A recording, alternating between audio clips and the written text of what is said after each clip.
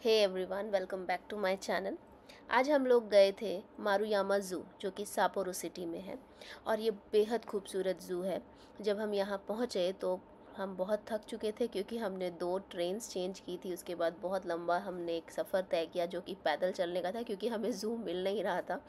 और यहाँ पहुँचने के बाद कहीं ना कहीं सारी थकावट तब उतर गई जब हमने ये नज़ारा देखा, जहाँ पे जितने भी एनिमल्स हैं, जानवर यहाँ हमें मिले, बर्ड्स हमें मिले, उन सबको वैसा ही एनवायरनमेंट दिया गया था जैसा कि उनको एक जंगल में मिल सकता था।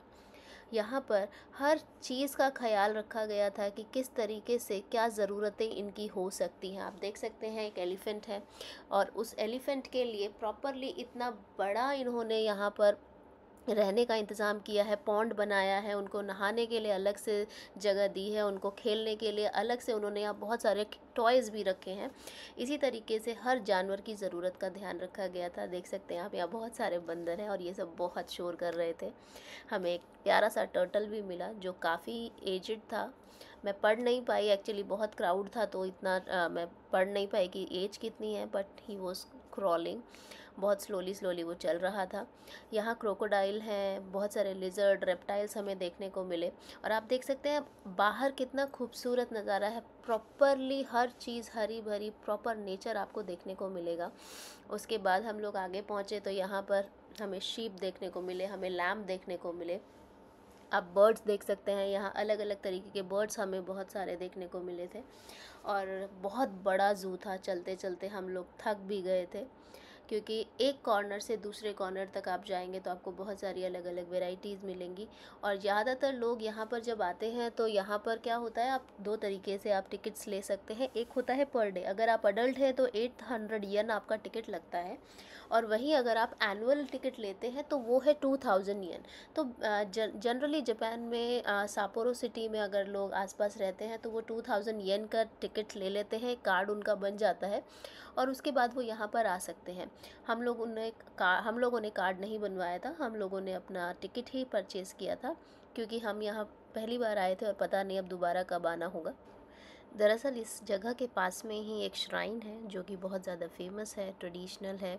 तो लोग जब वहाँ आते हैं तो अक्सर वो ज़ू में भी आते हैं, और ये इसी वजह से सैटरडे संडे यहाँ सबसे ज़्यादा क्राउड रहता है, छुट्टी होती है, लगभग कॉलेजेस और सारी चीज़ें बंद होती हैं, तो आपके पास एक अच्छा समय होता है, आप यहाँ आ सकते हैं।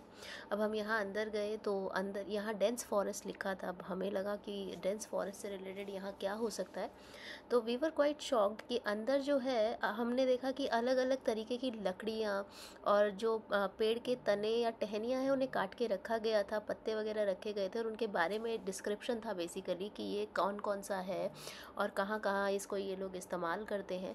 उसी के साथ आप देख सकते हैं गिलहरी जो है वो अच्छी खासी उछल रही हैं। प्रॉपरली उनको एक एनवायरनमेंट ऐसा दिया गया है कि वहाँ पेड़ भी हैं, खाने का सामान भी है, और वो खूब मस्ती कर रही। और इसके बाद जो हमने देखा वो अलग ही था।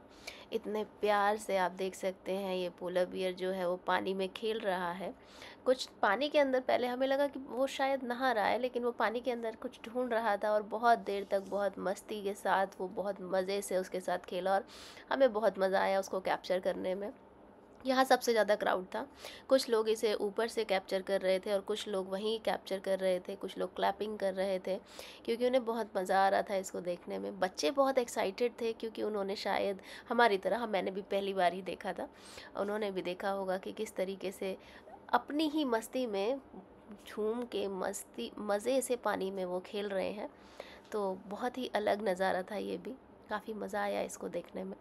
और फिर उन्होंने एक ऐसा एक्वाटिक एनवायरनमेंट डेवलप किया हुआ था जिसमें आपको फ़िशेस देखने को मिलेंगी अलग अलग तरीके की। अनफॉर्चुनेटली कैप्चर नहीं कर पाई, बट बहुत ही प्यारा नज़ारा था।